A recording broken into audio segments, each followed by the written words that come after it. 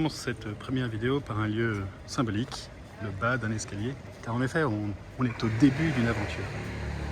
Nous avons décidé à 5 indépendants de monter une offre commune de bien-être. Non pas partager des locaux parce que les 4 autres habitent dans la région montpelliéraine, mais avec moi qui habite, si vous n'avez pas encore deviné, vous le verrez à la fin de la vidéo.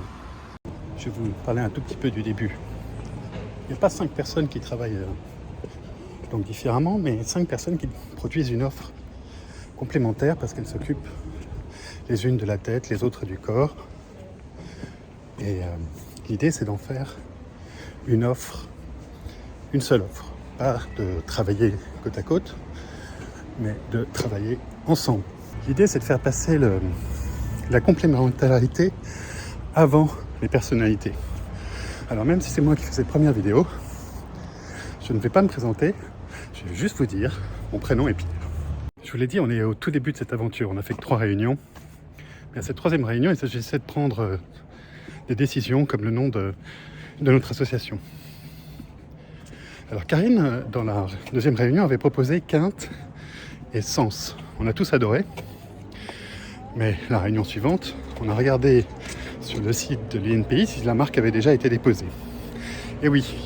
Alors on a ajouté 3 lettres, lab comme laboratoire. Quinte, Essence, Lab.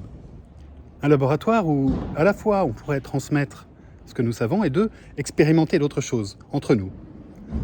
Et cette aventure, je me suis dit, mais c'est très intéressant de la partager.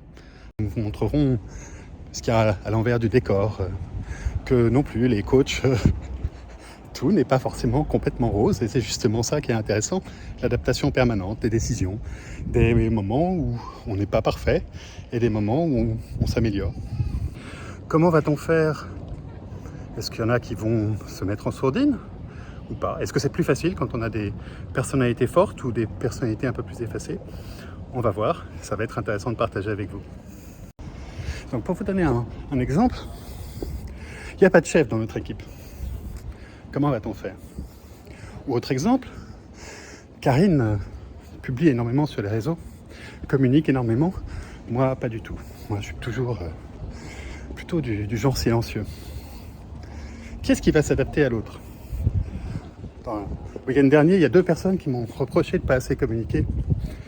Je pense que c'est un signe. La réponse à la question « Est-ce que j'habite ?» Eh bien, la voilà.